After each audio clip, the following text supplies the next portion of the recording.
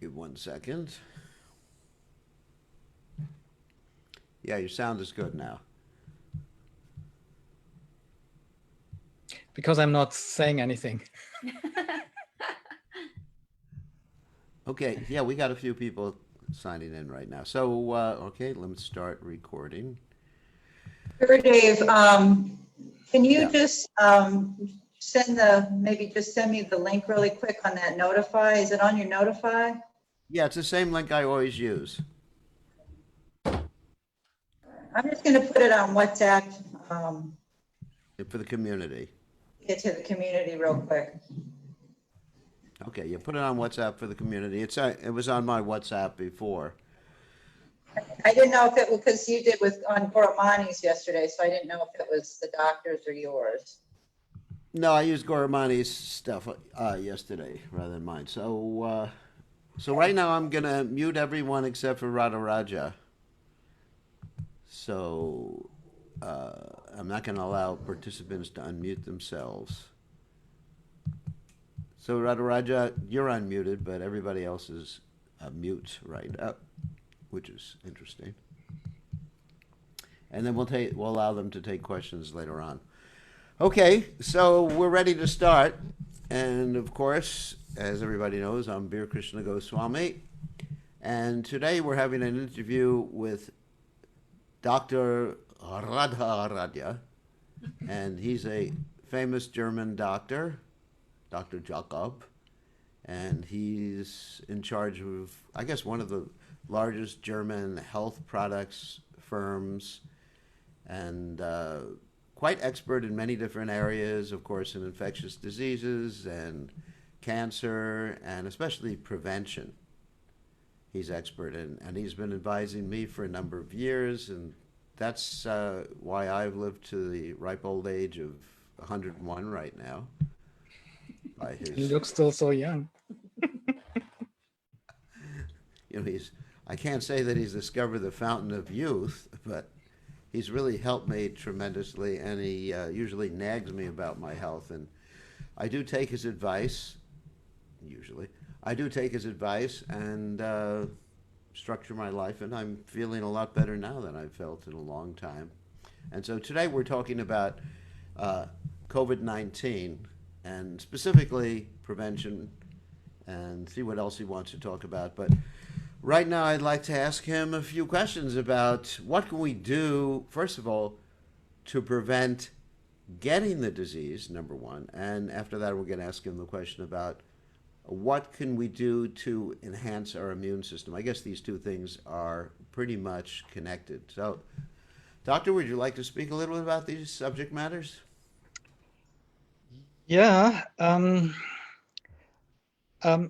I put it in a little broader context because what I can observe worldwide now is, on the one side, really a lot of paranoia and fear, which is unfounded. On the other hand, stupid carelessness, which is behind the pandemic. So what we are talking about is a reasonable middle way, because COVID-19 is going to return as COVID-20 and maybe as 21. It's going to stick around. It's going to go away now in the summer, and it will come back a lot stronger in autumn and winter. So the point is, it's not a sprint, it's a marathon. And the problem we are facing now basically is a complete failure of our Western countries, a mixture of arrogance and ignorance. Because if you look at Asian countries, they contained the disease very quickly. Taiwan has 7 deaths in 24 million people. They were amongst the first hit by the disease. South Korea has a few more, but same. South Korea has not even 300 deaths. Japan under 1,000. So China below 5,000. What we can see is we have been doing a lot of things really wrong in the Western countries, and these Asian countries have been doing things really right. And it's good to look there and to learn. So the first point is it's not a deadly disease, really. It's not a killer virus. Actually, it's a pretty harmless virus compared to the previous coronavirus epidemics like SARS and MERS. There we had really 30% of the people dying. Now we see high numbers, but the reason for the high numbers is that the disease is very, very contagious. So you can get infected really easily. And hand washing really doesn't help because it's an airborne disease. So you get infected by the air, specifically by the breathing air. So if you're in a closed room, temple room, and you have enthusiastic devotees singing Hare Krishna, you have a super spreading event if only one is affected. We can see from church choirs that one person infected like 50 to 100 other persons within 1 hour. That's really a pattern you see again and again. Whilst if you're outside in the open and you have distance, there's no risk because the wind blows away the aerosols which carry the virus. So in the summer outside, if you make bhajans and you have distance, there will be really little risk. Now you can wear some masks in addition, but what you definitely have to be aware of, it's coming back in November and December and January, February, even more. And that's definitely not a good time to plan a Kirtan Mela or stuff like that, because these are going to be super spreading events. So again, if you just have young people there, probably nobody will die. They will just get sick. Not like after every Kirtan Mela, practically everybody who comes back has a cold. I know. So the problem is if you don't have a good immune system, if you have other diseases like hypertension, diabetes, cardiovascular disease, pulmonary problems, and especially if you're older, your risk for a bad or deadly outcome really shoots up very high. That's why what people don't understand right now is the death numbers, the mortality rates are wrong. In reality, if you look at good studies from China and the Netherlands, 10 to 40 times more people are actually infected or have been infected. So if you read these numbers of infections, actually they are higher by 10 or 40 times. That means your mortality rate is also divided by 10 to 40. That means it's in the area of the flu or even lower. Mm. So it's not very deadly, but it's very contagious, and you need common sense to avoid it. In America, you probably have the same stupid propaganda that these masks are useless. We had that in Germany. For the official scientists were telling for 2 months, it's useless, it doesn't bring anything, don't use it, the doctors need it, we don't have enough. I mean, an amount of scientific garbage I've never encountered. The Taiwanese government in the beginning of February had the military make masks. They didn't have any lockdown, but they provided their 24 million people surgical masks, and you see the outcome. Almost nobody died. No lockdown, just reasonable action with a perfect outcome. Same in South Korea. So this is the number one thing, really. If you're in a closed room, really, where you're closer to people, wear these things. You're protecting yourself and others, especially if somebody is like really having a moist pronunciation, like in Spanish or some people in English, it gets stuck here, you don't spread it around. Obviously, the louder you speak, the more these aerosols blow into the room. And if you sneeze, you can reach somebody 5 meters away. So I think German is actually more dangerous. Now, because in Germany you go, ach, like that. Yeah, no, that's Spanish are worse than the Italians because they're louder usually. But yeah, Swedish have less problems. So one important thing, these masks, the Darth Vader mask, it's useless. It protects you, but it doesn't protect at all the others, because this ventil lets everything out. So this is a completely egoistic mask. You need one without that kind of filter. You have the right one there. I think that's an FFP 95 mask Stephen Reynolds has. Yeah, that's a good one. That protects both sides. Problem is in kirtan, you may not get enough air.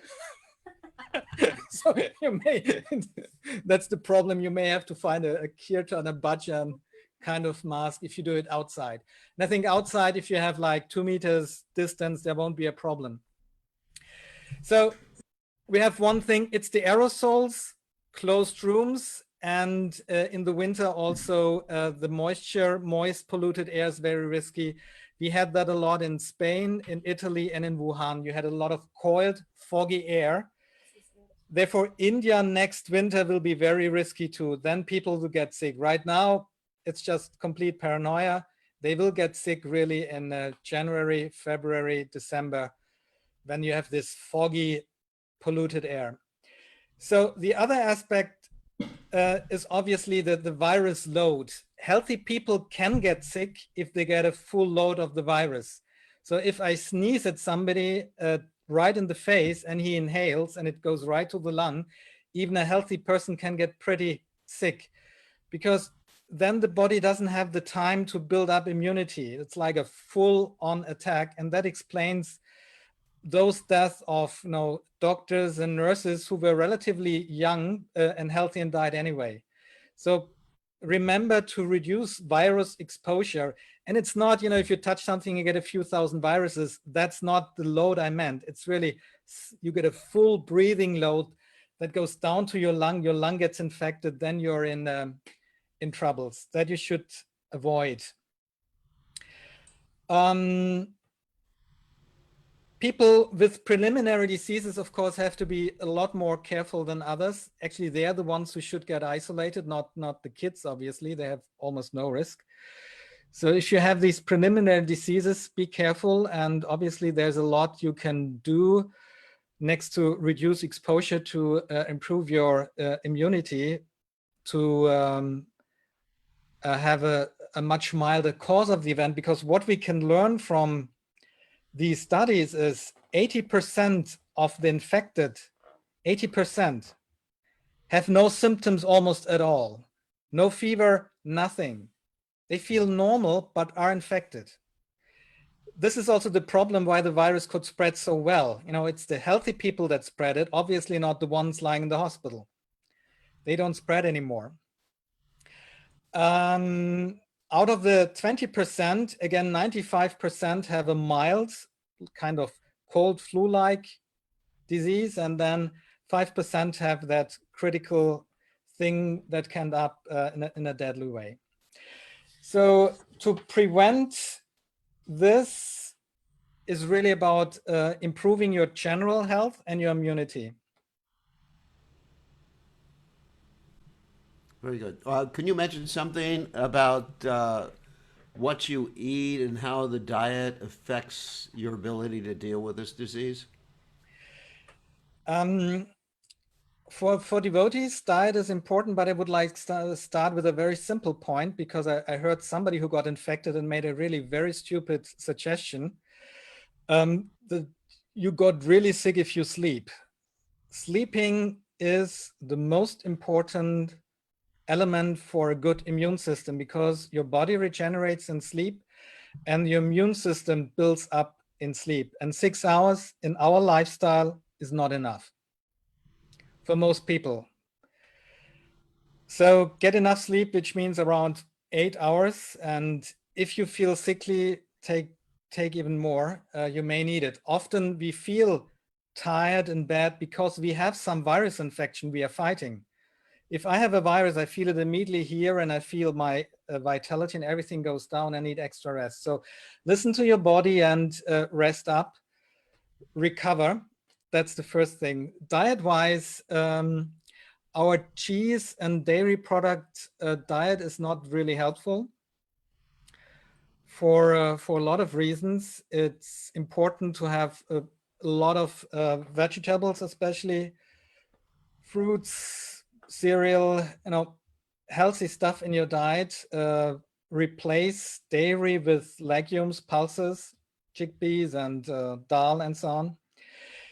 You can see on the microscope immediately people who eat a lot of dairy products, especially cheese, paneer, their blood, their thrombocytes start to coagulate immediately after you take a blood drop.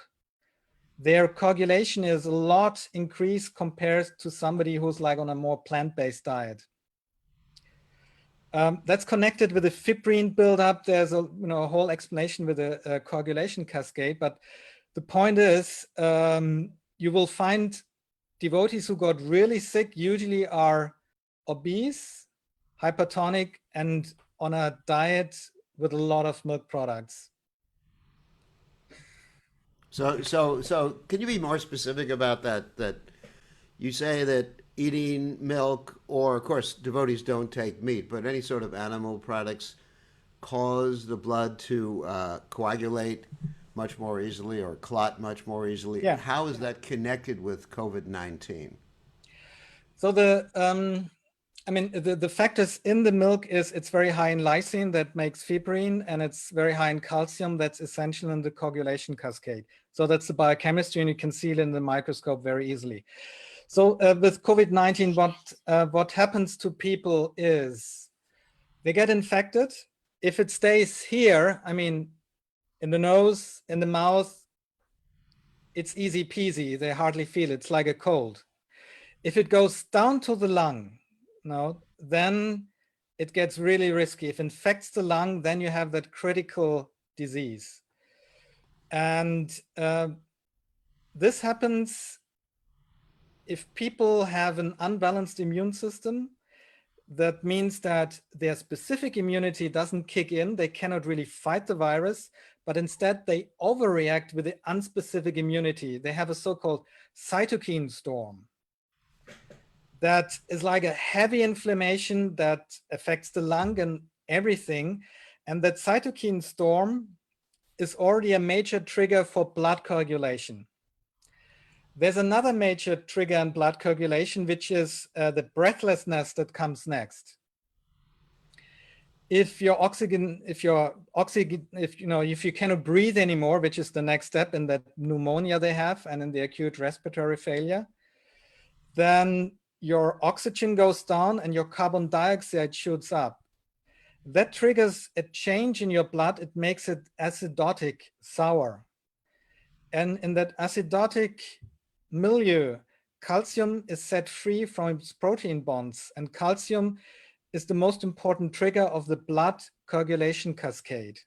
So you have the inflammation on the one hand, and you have the calcium and acidosis on the other hand, and that causes thrombosis. And it's found that a lot of the people actually die of the microthrombs that are being built up in their blood, and they are going to the lung and in all the organs. But especially, of course, if your lungs are blocked by microthrombs, you can't breathe anymore. Oxygen is not going in and out. So it's really about avoiding that microembolization. And it's known in the hospitals, they're giving heparin for that reason. It's not my theory. It's a known fact that embolization is a major problem in COVID-19. And older people, diabetic, hypertensive people, much more easily get into that condition I just described. So again, dairy products. Can you explain what heparin is? I know it's a blood. Heparin is an anticoagulant. Yeah. And that's a general, very important treatment in COVID-19 that nobody mentions because it's not a cool drug you can make money from. But it's a basis treatment that good hospitals give their COVID-19 patients. Anticoagulation, it's first and most important step. You probably heard that a lot of the people on the ventilators die. So the ventilators are not the solution because it's a general disease. There are tests that putting the people on their belly so that they can breathe on their belly is maybe as good or better than ventilators. So if you have an earlier stage, lie on your on your belly and you open up your lung and you can breathe better again. You find a lot of emergency doctors talking about that on YouTube. It's a standard procedure that's helpful. So just like, again, to connect the diet with the coagulation. So if you have, just for in layman's terms, if you have more coagulation, you get more clots. That gives you embolisms. Embolisms, just correct me if I'm wrong because I'm not a doctor, which are, these are microembolisms, which you described, which are blocks in different arteries, correct? Yeah. Which keep different parts of your body, including your heart and parts of the brain, from receiving oxygen. Am I correct? Yeah, lung, heart, kidneys, multi-organ failure, which is often seen in COVID-19 patients. That's why there's multi-organ failure, which doesn't make any sense normally. Or why should a pneumonia cause multi-organ failure, which means that all organs, or many of them, like the kidneys, all fail at the same time. So that's why one thing doesn't really help. It's really how serious COVID-19 hits you basically really depends on your general state of health. If you're generally healthy, you have usually a good outcome. And if not, you can have a really problematic outcome. Problem is a lot of people think they're healthy whilst they're on 5 different drugs and have 7 different diseases. So people are really not aware how sick they actually are. Let's put it that way, a lot of our senior people are kept alive by medication. So, and it's showing that that's definitely prolonging life, but not a healthy life. And that's what's happening now. Can you address vitamin D in the diet and how important that is? Vitamin D you don't get in the diet. You make it in your skin. Yeah. When you expose it to the sun, you need UVB light for that, which you don't get in the northern hemispheres and most of the time. You also don't get it inside. Vitamin D, black people can't make it at all here, basically. And the darker your skin, really, it goes down dramatically what you make. Therefore, you get a lot of wrong information. You just go out for like 15 minutes and you have enough vitamin D. That's basically complete nonsense because it entirely depends on the color of your skin, how much vitamin D you're going to make. Vitamin D has been the general World Health Organization recommendation for all respiratory disease. It's interesting that you don't hear about it at all from the World Health Organization, except on their webpage. There is really tons and tons of evidence, large studies that show that you dramatically reduce your risk of influenza by supplementing vitamin D, of pneumonia and of other respiratory disease. And ultimately, COVID-19 is a respiratory disease. So if you have a lack of vitamin D and you supplement vitamin D, you reduce your risk of a respiratory disease like COVID-19 or influenza by amazing 70%. That's a very huge number. By now, quite some studies have come out that are directly linking vitamin D with COVID-19. The most intriguing study is from Asia, where it's shown that those people who have really normal vitamin D levels, that means above 75 nanomoles per liter, have a 20 times higher probability for mild disease than the other ones. So your chances of survival are 20 times higher. And those who have a lack or subnormal or deficient vitamin D levels, their risk for a serious and critical outcome really goes through the roof. It's basically, depending on the vitamin D level, 10 to 20 times higher. So vitamin D is certainly the cheapest and most simple way to ameliorate your risk of a serious COVID-19 disease. So you can take supplements for vitamin D, or You have can to take supplements, yeah. For elder people, the general recommendation, most younger people also need that amount, but the American Geriatric Society recommends 4,000 units daily for everybody above 70. That's also what we can see what really most people need during the year. If you have fair skin and go out in the sun on these days, you don't need to supplement vitamin D. But if you're an office worker, you have the same problem in the summer like in the winter. Office workers or factory workers have the same vitamin D deficiency in the summer and in the winter.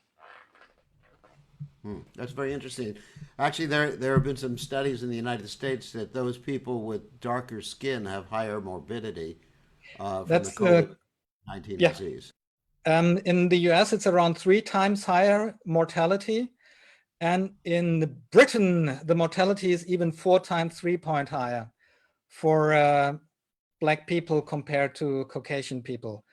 That's really incredibly high.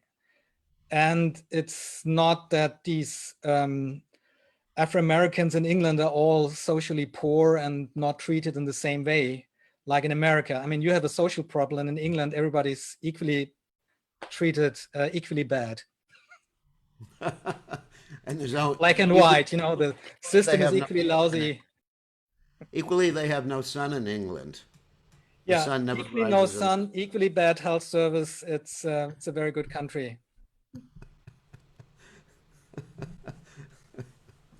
So, all right.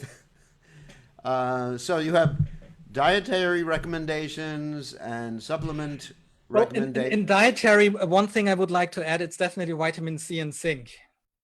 You know, get around 500 to 1,000 milligram of vitamin C and get 10 to 20 milligrams of zinc. Both are definitely helpful for strengthening immunity, especially against any viral disease. That's known for a long time, and there have been really good successes with vitamin C infusions and COVID-19 cases also, like IV vitamin C high dose. In Germany, this has been used for a very long time. It has a direct antiviral effect. And it's been used in hospitals in China, and I heard in America also. All right. Yeah, one question I have is sometimes you find different people from India, coming up with all these like really weird types of recommendations for COVID-19.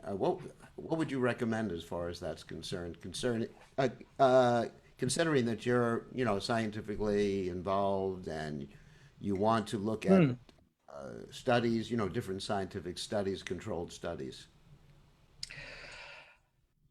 Well, this is a very difficult question because obviously also in medicine, a lot depends on faith. So there are charismatic healers also amongst devotees who have that power to generate a lot of faith in their followers. And faith is a great healing force, but not with a deadly disease. So if you're pretty healthy and you're faithful, then everything will go away, you'll be fine. But if you have all risk factors and you're really sick, faith may not be enough. So you always have to have that balance between common sense and faith, and that's usually lacking with, this is not well trained in devotee communities, not trained at all actually worldwide. We see that more and more people are losing any common sense. Science is getting more and more unscientific. It's just really fulfilling corporate needs. Practically most scientists are basically employed by the pharmaceutical industry. So to get really objective information has become a really very hard thing. It's all colored by different interests. So use common sense and don't follow blindly. You can follow blindly if you're well, then doesn't matter really, but start doubting in time before you're dead. So you don't think we should be drinking bleach or anything like that to overcome these diseases? Well, depends on the kind of bleach. I mean, And the dosage, if you dilute it homeopathically, it may work if you have faith, but you shouldn't take it in a higher concentration. Not a good idea. All right. Do you want to take I some mean, questions? Trump is an interesting example of somebody who's always mixing, truth with conspiracy and so on. And that's the new normal, actually, I would say, everywhere. So it's become very hard to really find the truth in the present moment, anywhere. Interesting. Do you want to take some questions from people now? Yeah, let me see if I have anything important to mention. Yeah, keep in mind it's the aerosols. Again, that's really the main method. Aerosols are these little droplets coming out of your lung. If you talk or sing, that's the way other people can get infected or you get infected.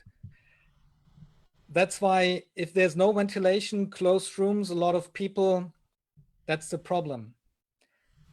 Like when COVID-19 started, I went into a cafe to pee, and there were 50 old ladies sitting and chatting in that small cafe. That was like, how can you be so stupid? All risk factors, perfect place to spread. But people are stupid, and that's why we have the problem. If you act in a sane way, it's not really dangerous. Avoid the hotspots. In that light, can I share the chart with everybody that you actually sent me this morning? Here, Yeah, it's a good chart, I think, yeah. You can see the chart? Can you see it, RadhaRadhya, on your Yeah, I screen? can see it. So in other words, this is the reducing the risk of coronavirus transmission. As RadhaRadhya said, better to stay home with your family, or you walk, run, bike outdoors with other people. A little more risky is group gatherings outdoors, and extremely risky is group gathering indoors, which Dr. RadhaRadhya stated that's the way, especially if they're chanting the holy names. And there's inside, not outside. Do it. Just go on Harinam. But no Harinam inside, no kirtan inside, because Yeah, Harinam every is the time- solution for the problem. Also, I mean, with the social distancing, Harinam, you can go through a whole town, just imagine 2 meters apart, that chain, you cover the whole city. So every time you say the word Krishna, a whole bunch, because it's an explosive type of statement, Krishna, it comes right out of your mouth and goes like 200 meters. No. It doesn't go 200 meters. No. How many meters does it go? Well, it's not been tested for the word Krishna specifically. So I don't know. It really depends on your pronunciation, how moist it is. But, if you Hare Krishna, you're fine. Just make a surgical Harinam and everything is okay because the aerosols get dropped here. Maybe you should get that in saffron. Also, we demonstrate that we are socially responsible. It's a lot better than becoming known as the next super spreading cult, like in South Korea. But your glasses just got fogged up when you put your mask on. I know, that's the problem. I need a dog to lead me in Harinam. So, do you want to take some questions now? Yeah, sure. Okay, let me unblock people. Give me 1 second so I can allow people to ask questions. Wait a second.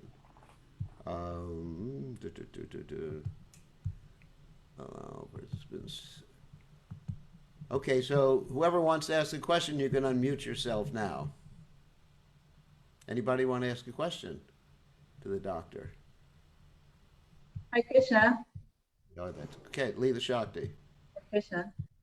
Actually, I just wanted to really thank you so much. I'm really grateful because it's like all the things that I've been reading over the last couple of months, just sort of concisely down into very articulated monologues. It was really good. Thank you. Thank you. Okay, RadhaRadhya. Okay, I just took you off mute. What did you say, RadhaRadhya? Yeah, I really had to look into it quite early. We have 45 people, and if we get shut down, it would have been nobody got sick in our company. So you can, by common sense, you can avoid really a lot of things. Thank you for your appreciation. And stay well. All right, anyone else want to ask a question before I ask my final question? Hare Krishna Gurudev. This is Adi How do you Guru. know? Oh, good. Good to hear from you. So you have a question for Uh, RadhaRadhya? yes, Maharaj. It was a good introduction, Prabhu. Just wanted to ask you follow up on there's a bit of this mysteric syndrome in kids with the COVID-19. Um, um, so could you just elaborate on that? Are they being as a huge carriers of the infection, or it is just has to be proven it? Well, of course, kids are a major carrier of the infection. That's logical, because they don't get very sick and they get around. And if practically in our company, only mothers get sick all the time because the kids infect them. That's the same here. But you cannot hold a whole society and shutting down everything. You have to isolate the ones at risk and let the normal ones go on with their life. So the lockdown should have been for those above 70 and with risk factors, and not for the kids. If they get infected, that's okay. If their parents get infected, most people will get infected. If you look at the studies in a lot of the countries, it's already 5 to 7% who are and who got infected.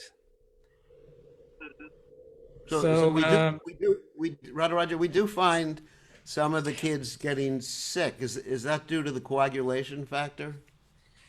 Well, that's just normal. Kids get sick, and they also get sick from COVID-19. And if they have a good just 1 second.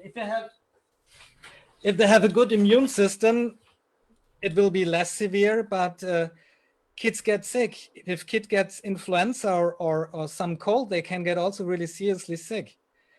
It is per year 2.5 million people who die of respiratory diseases. 2.4 million.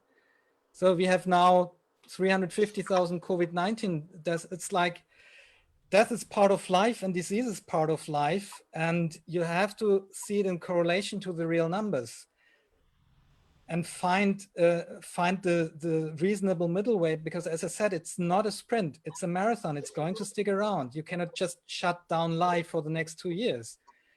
The shutdown for the kids, the violence at home, that whole madness, that is so much worse than a few more deaths that could have been caused in the older population. And that's tragic, but it's a difference if like young people get really damaged and if somebody who dies now at the age of 85 instead of 87. And the average death rate in Italy was 80. So it's not that healthy young people usually die of this problem, really. If you look at the numbers, if you look at the media, you find always these singled out stories. A mother got COVID-19 and blah, blah, blah. But these are solitary cases blown up by media, really centered on creating panic. The lack of common sense in the media and the amount of fear mongering is staggering. Nobody writes about hypertension. 10.4 million people die of hypertension every year. 10.4 million. Smoking, 7.1 million. It's not, no, lock down all the smokers. You would save more lives. A lot more lives.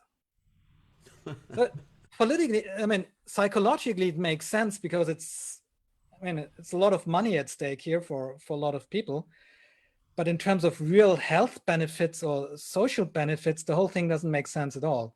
And yes, kids get sick. They're going to infect the parents. You have to make sure that you have vulnerable elder people, that you and they wear face masks when visiting.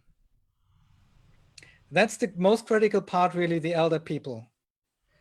But again, if I read quite some stories, the eldest French lady, 110 years, survived COVID-19 very well. I think the eldest Spanish or Mexican lady, same thing. It's like It's not that all older people die. Even some of the eldest just passed it. All right. Anybody else want to ask a question before I ask my final question? Hare Krishna Okay. Maharaj. Well, okay. Why don't you ask? Hare Krishna. So, Doctor, I just want to ask you, as you mentioned that the vitamin D is very much important, and especially those who are like light colored, they can actually get absorbed from the sunlight, right? Yeah, you can't, exactly. Mm-hmm. So I just wanted to ask that how much the unit we should like see for like because of the medicine I have to take the supplement. And Yeah, how with your skin, I would definitely take 4,000 units per day. You're pretty dark skinned and your own vitamin D synthesis is low. Like the darker the skin, the less really it drops down dramatically. So 4,000 units also in the summer makes sense. Oh, okay, doctor. Okay, doctor. But you could also get a blood test sometimes, then you see where your levels is, like you supplement. And if you haven't taken any supplementation so far, like for 3 weeks, you can also take 10,000 units to Okay. Okay. get up the levels. Or any Only specific brand, doctor? Like if you recommend any specific brand or something. in your countries, I don't know, reliable brands, but vitamin D is cheap. Therefore, there's not much cheating really.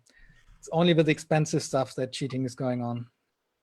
Do you, doctor, let me just ask you a question about vitamin D. Do you recommend the liquid and oil vitamin D? Yeah, that's a very good point.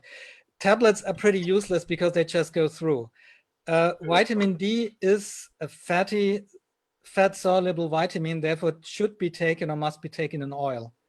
And then you can just drop it in your mouth and it gets absorbed already there. But it should be oil-based, not tablet-based. Okay. Thank That's you. really an important point.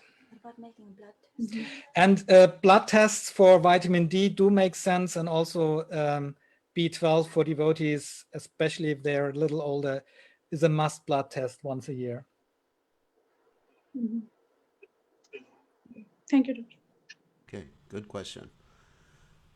Anybody else want to ask a question? Oh, we got, okay. One more question.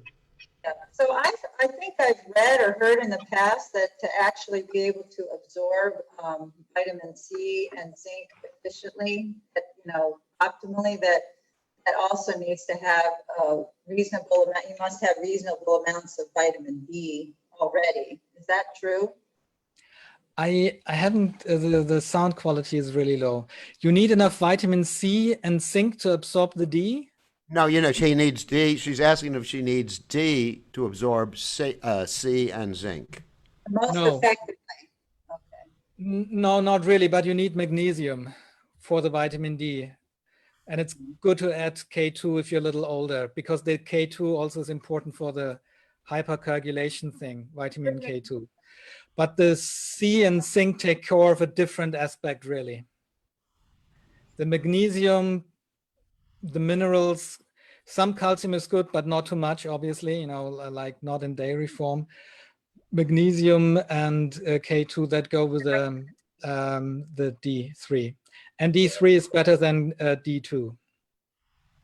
Are there also some food-based sources particularly for absorbing calcium? I think I've seen molasses and leafy greens. For calcium, for calcium, it's very high in sesame seeds.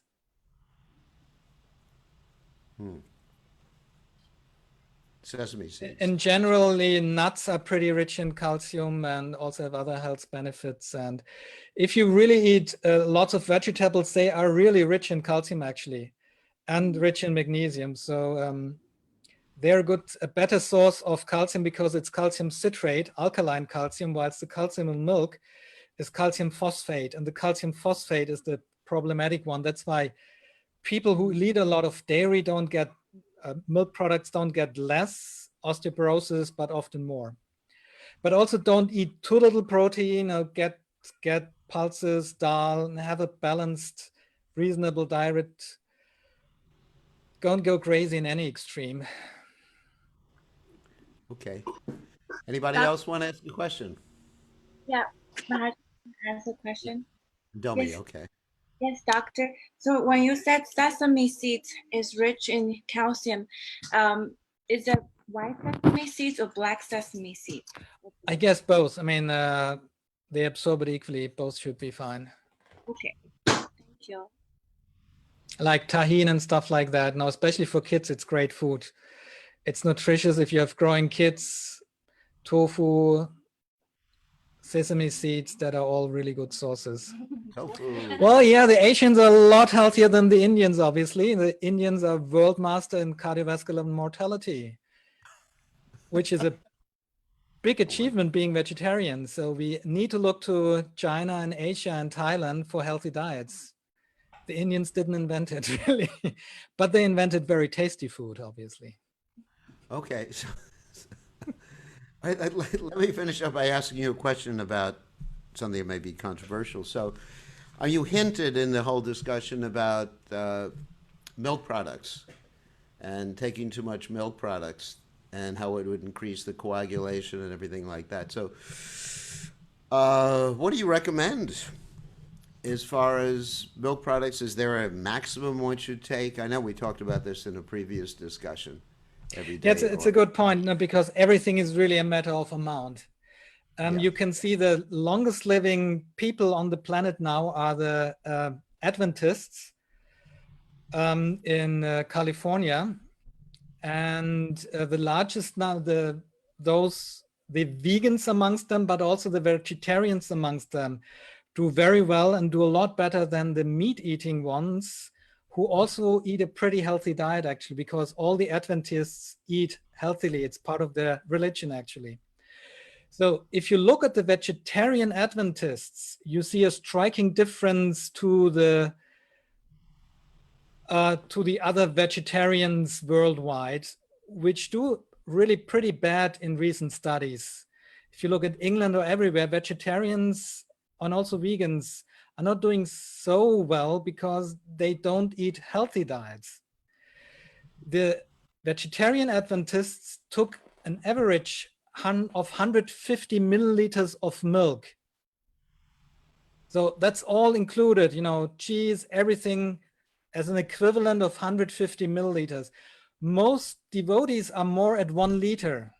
With all the paneer and shrikant and everything and the sweets, you easily come to a liter of milk.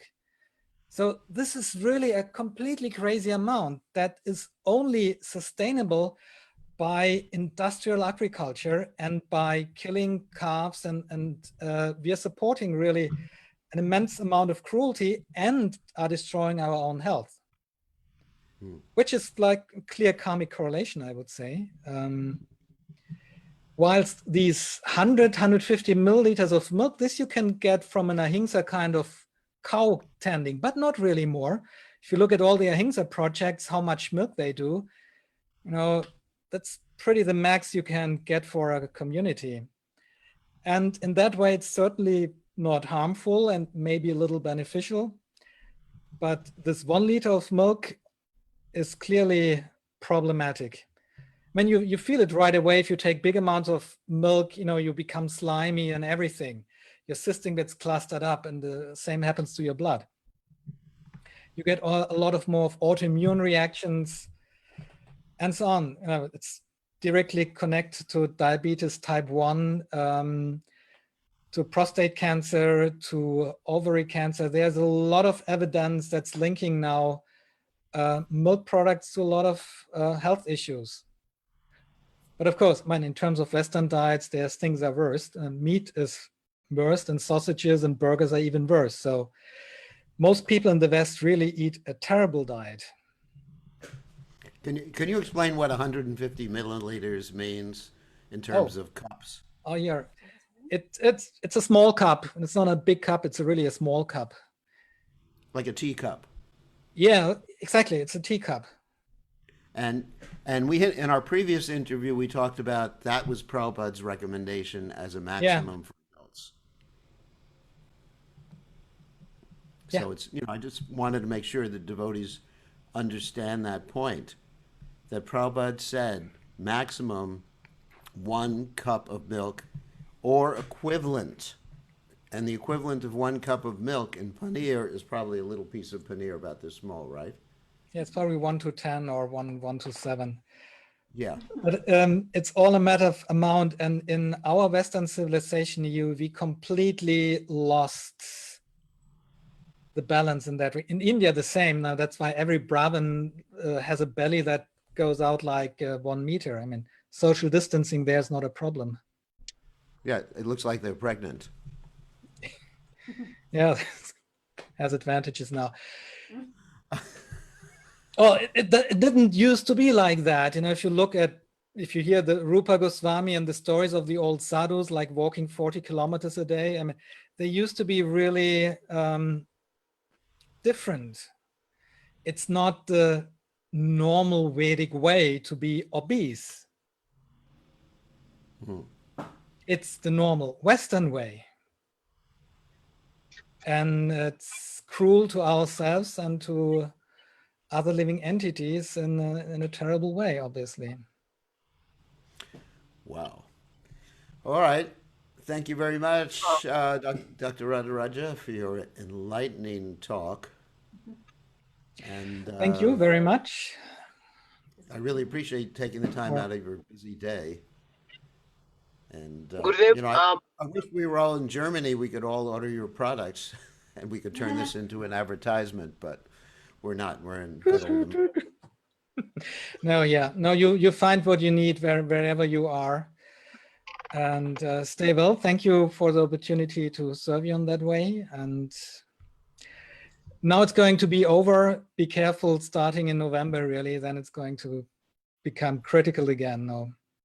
It's like in Spain, everybody was really partying when COVID-19 started and everybody got sick. You know, they had like 3 weeks of carnival and demonstrations, and then they shut down the entire country. Nobody could leave the door anymore. So going from one extreme to the other, this is what we need to avoid by common sense. Starting especially next November when the next wave comes. Okay. Thank you very much. All glories to Srila Prabhupada. Thank you. Prabhupada, Hare Krishna. oh, that was his wife, Sita Sundari, who just waved at us. All right. Hare Krishna. Hare Krishna.